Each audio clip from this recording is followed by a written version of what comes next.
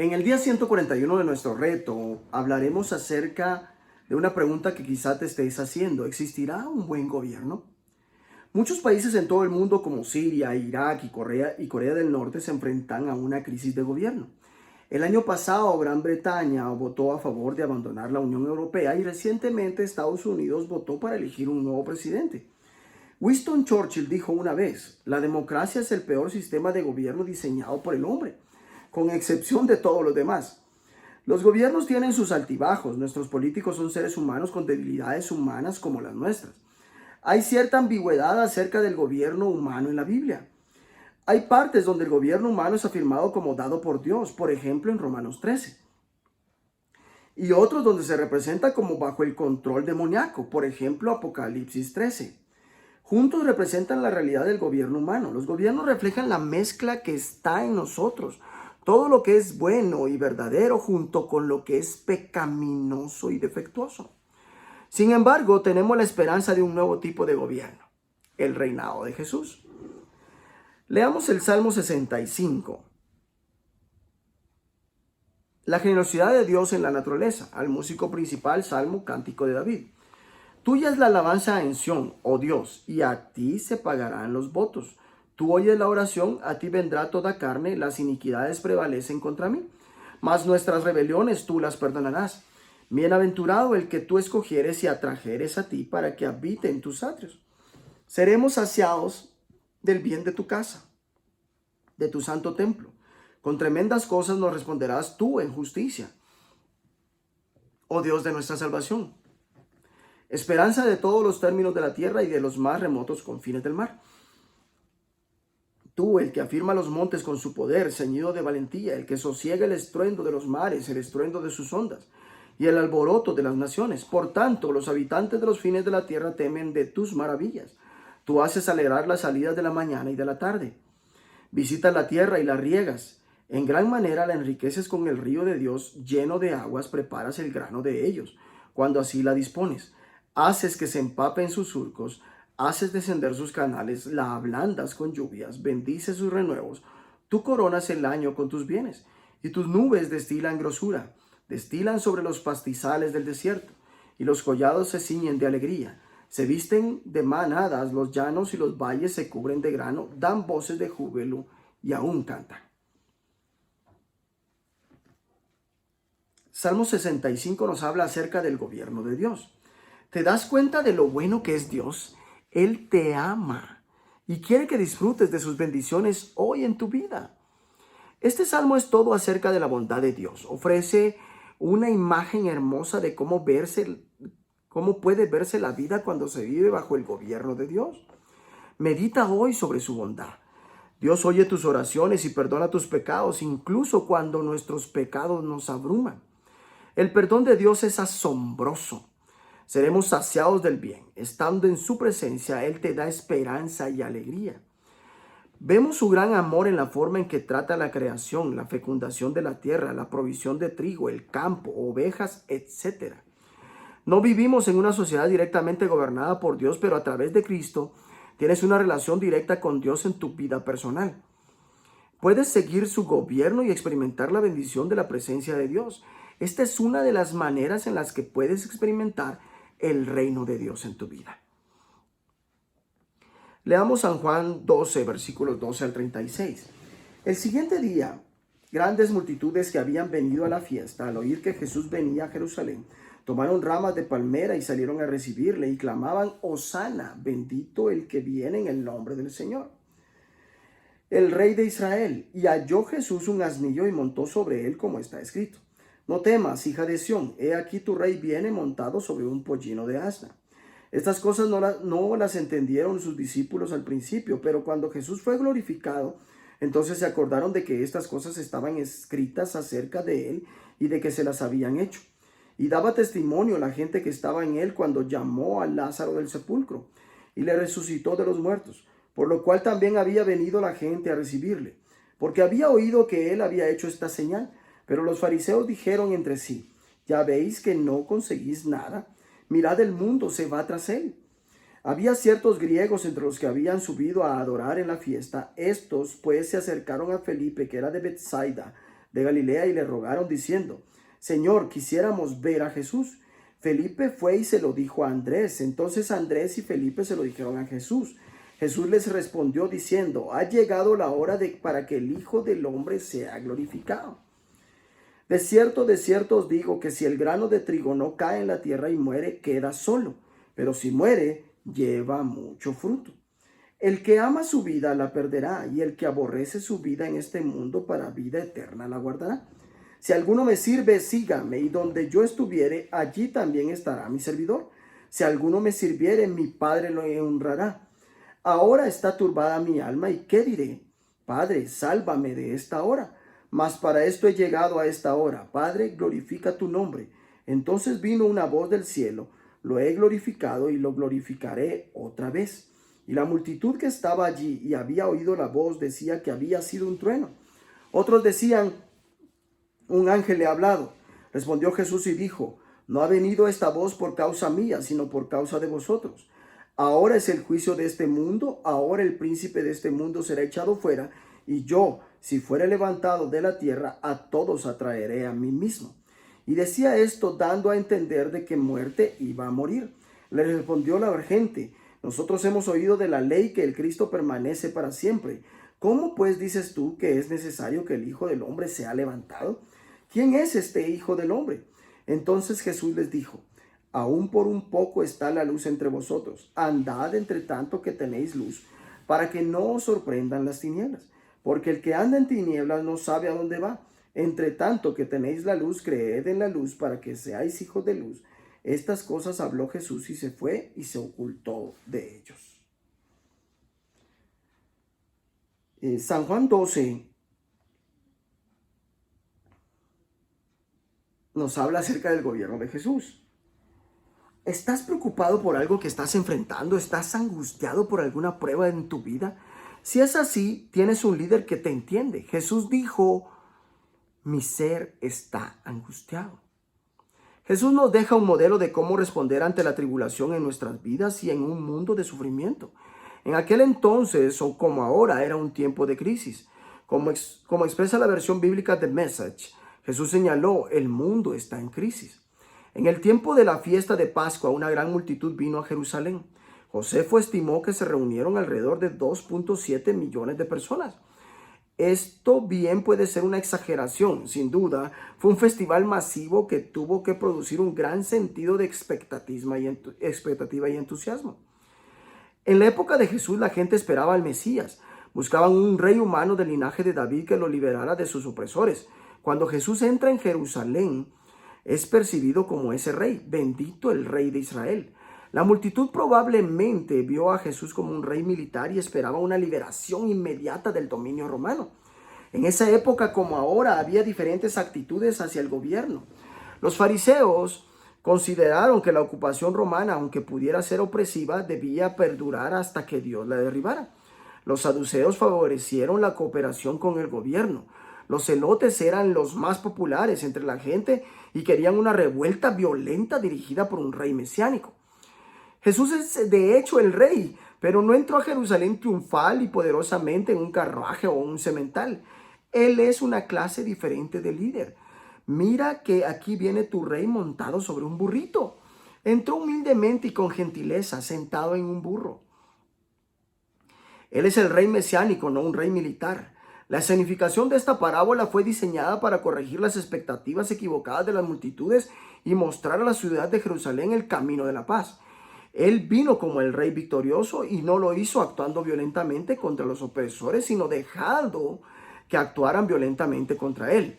Afirma: ha llegado la hora de que el Hijo del Hombre sea glorificado. Y sin embargo está hablando de la cruz: pero yo, cuando sea levantado de la tierra, atraeré a todos a mí mismo. Con esto daba Jesús a entender de qué manera iba a morir. Vemos aquí una visión de la lucha interior en el corazón de Jesús cuando se enfrenta a su juicio inminente, sufrimiento y muerte. Ahora todo mi ser está angustiado. ¿Y acaso voy a decir: Padre, sálvame de esta hora difícil? Y precisamente para afrontarla he venido. Padre, glorifica tu nombre. La victoria de Jesús no vino por medio de la fuerza militar, sino a través de su muerte autosacrificial que derrotó los poderes demoníacos. La muerte de Jesús significa el juicio sobre el mundo, el derrocamiento del mal, la glorificación de Jesús y la atracción de todas las personas hacia Él. Aquí vemos de hecho un tipo diferente del rey victorioso. Jesús no solo cumplió las profecías sobre el rey mesiánico, sino que también cumplió las profecías sobre el siervo sufriente. Él aunó los dos extremos de la profecía. Un día Jesús volverá como el rey triunfante para gobernar y reinar por toda la eternidad. Mientras tanto, estás llamado a ser luz en la oscuridad. Si vives bajo el liderazgo de Jesús, entonces la luz estará dentro de ti y brillará a través de tu vida y serás hijo de la luz. Leamos ahora Primera de Samuel 8. Israel pide rey. Aconteció que habiendo Samuel envejecido, puso a sus hijos por jueces sobre Israel. Y el nombre de su hijo primogénito fue Joel. Y el nombre del segundo Abías, y eran jueces en Beerseba. Pero no anduvieron los hijos por los caminos de su padre. Antes se volvieron tras la avaricia, dejándose sobornar y pervirtiendo el derecho. Entonces todos los ancianos de Israel se juntaron y vinieron a Ramá para ver a Samuel. Y le dijeron: he aquí tú has envejecido y tus hijos no andan en tus caminos. Por tanto, constitúyenos ahora un rey que nos juzgue, como tienen todas las naciones. Pero no agradó a Samuel esta palabra que dijeron: danos un rey que nos juzgue. Y Samuel oró a Jehová y dijo Jehová a Samuel: oye la voz del pueblo en todo lo que te digan, porque no te han desechado a ti, sino a mí me han desechado, para que no reine sobre ellos, conforme a todas las obras que han hecho desde el día que los saqué de Egipto hasta hoy, dejándome a mí y sirviendo a dioses ajenos. Así hacen también contigo. Ahora pues, oye su voz, mas protesta solemnemente contra ellos y muéstrales cómo les tratará el rey que reinará sobre ellos. Y refirió Samuel todas las palabras de Jehová al pueblo que le había pedido rey. Dijo pues: así hará el rey que reinará sobre vosotros. Tomará vuestros hijos y los pondrá en sus carros y en su gente de a caballo, para que corran delante de su carro. Y nombrará para sí jefes de miles y jefes de 50. Los pondrá asimismo a que aren sus campos y sieguen sus mieses, y a que hagan sus armas de guerra y los pertrechos de sus carros. Tomará también a vuestras hijas para que sean perfumadoras, cocineras y amasadoras. Asimismo tomará lo mejor de vuestras tierras, de vuestras viñas y de vuestros olivares, y los dará a sus siervos. Diezmará vuestro grano y vuestras viñas, para dar a sus oficiales y a sus siervos. Tomará vuestros siervos y vuestras siervas.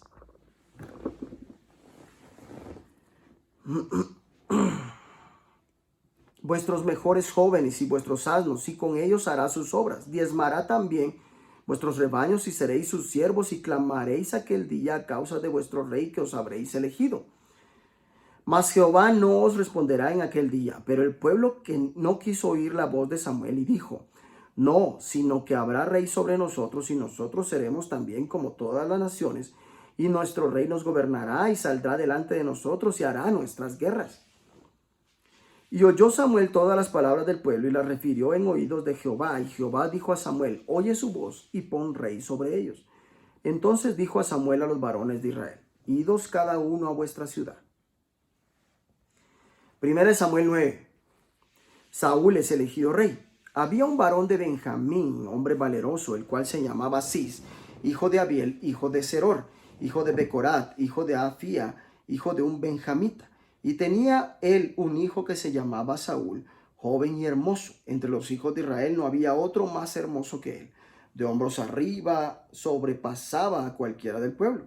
Y se habían perdido las asnas de Cis, padre de Saúl, por lo que dijo Cis a Saúl su hijo: toma ahora contigo a alguno de los criados y levántate y ve a buscar las asnas. Y él pasó el monte de Efraín y de allí a la tierra de Salisa, y no las hallaron. Pasaron luego por la tierra de Saalim y tampoco. Después pasaron por la tierra de Benjamín y no las encontraron.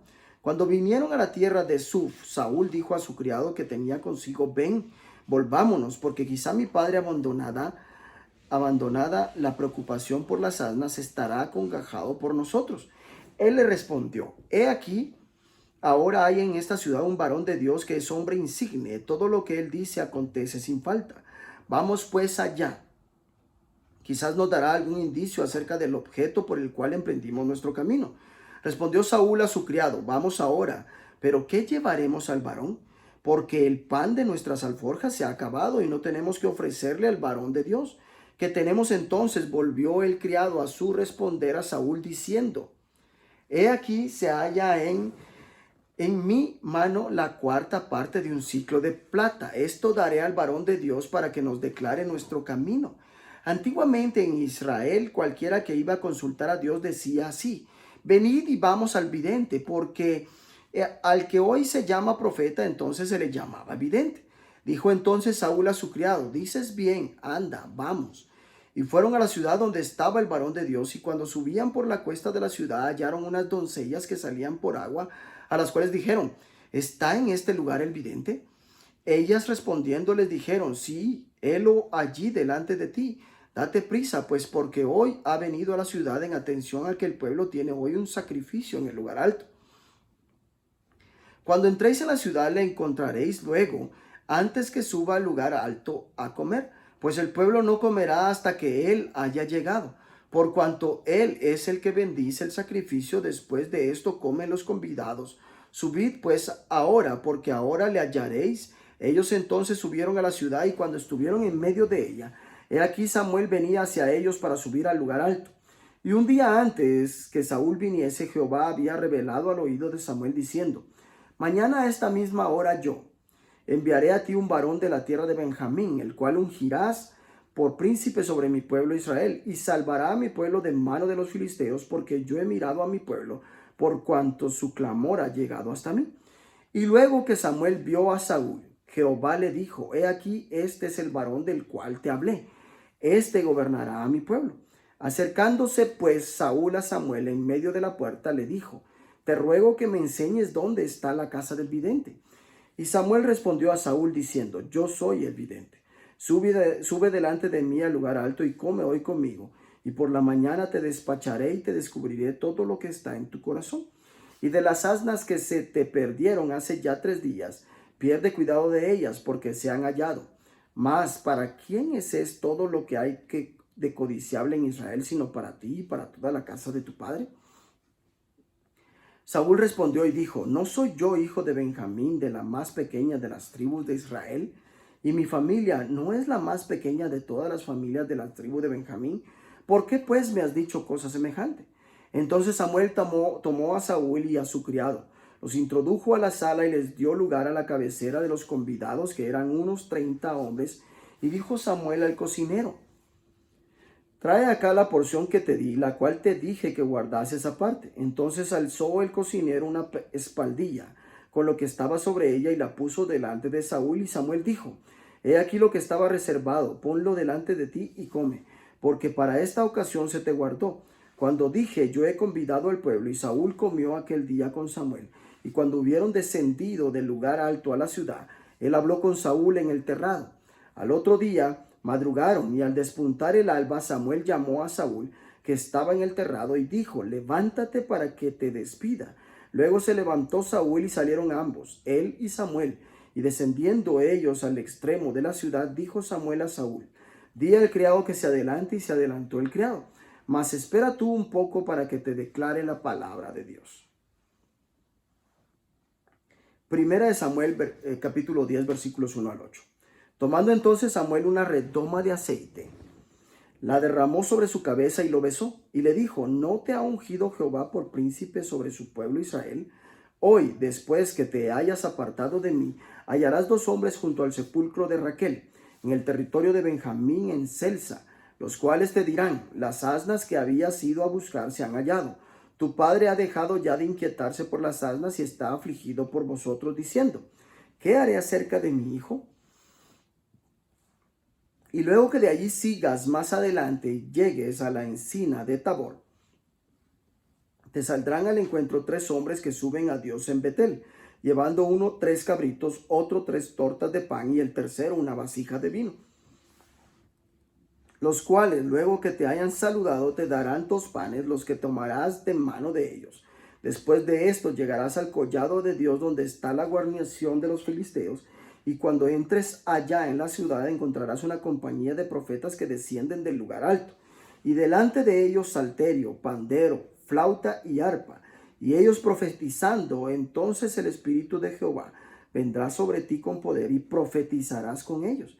Y serás mudado en otro hombre. Y cuando te hayan sucedido estas señales, haz lo que te viniere a la mano, porque Dios está contigo. Luego bajarás delante de mí a Gilgal. Entonces descenderé yo a ti para ofrecer holocaustos y sacrificar ofrendas de paz. Espera 7 días hasta que yo venga a ti y te enseñe lo que has de hacer. Estos 3 capítulos de Primera de Samuel nos revelan el gobierno de los seres humanos. ¿Cómo fue implantado? Dios había planeado que su pueblo fuera diferente a los demás. Planeó una sociedad en la que Dios mismo era el rey. Pero Israel quería ser como todos los demás. El mandato directo de Dios solo funciona cuando la gente se entrega plenamente a Dios. Si no es así, termina en el caos que leímos en Jueces. Es mejor tener un rey humano que ninguno. Podríamos enumerar el orden de preferencia de este modo. Primero, Dios como rey. Segundo, un rey humano. Y tercero, ningún rey. Veamos Dios como rey. La situación que Dios quería es su perfecta voluntad.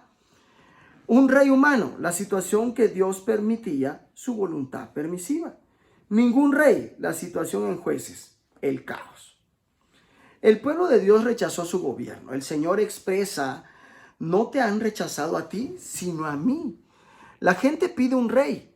Ellos reclaman: danos un rey que nos gobierne como lo tienen todas las naciones. Samuel les advierte que los gobiernos humanos son débiles y falibles. El poder corrompe. Samuel indica que el rey que gobernará sobre ellos tomará algunas de sus familias, tierras, posesiones y empleados y los usará para su propio beneficio y el de su círculo íntimo. En otras palabras, les previene sobre los fallos y debilidades de todo gobierno humano. También les advierte sobre los impuestos y la burocracia excesiva. A pesar de la exhortación, la gente exige: queremos un rey que nos gobierne. El Señor permitió el plan B. Les dio un rey. Saúl es elegido como el líder ungido de Israel para liberar a su pueblo. En el momento en que Samuel ve a Saúl, en un abrir y cerrar de ojos reconoce que aquel era el hombre que iba a gobernar el pueblo de Dios. Saúl, que viene de una familia humilde, se convierte en el rey ungido. Dios derrama su gracia al bendecir este nuevo plan. 3 cosas notables le suceden a Saúl, que ahora te suceden a ti y a cada cristiano. En primer lugar, el Espíritu del Señor viene sobre él con poder cuando es ungido. En segundo, se convierte en una nueva persona, es transformado. Ver 2 Corintios 5:17. Y en tercer lugar, Samuel le manifiesta: podrás hacer todo lo que esté a tu alcance, pues Dios estará contigo. Así ocurrió en Saúl y ocurre en ti. Por más desanimado que puedas sentirte frente a una circunstancia, por más lejos de Dios que puedas sentirte, por más difícil que puedas encontrar orar, cualesquiera que sean tus dudas, el Espíritu del Señor está sobre ti, está siendo transformado a su semejanza y Dios está contigo.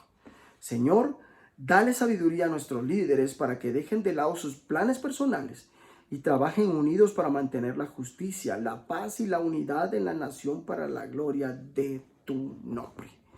Que Dios te bendiga.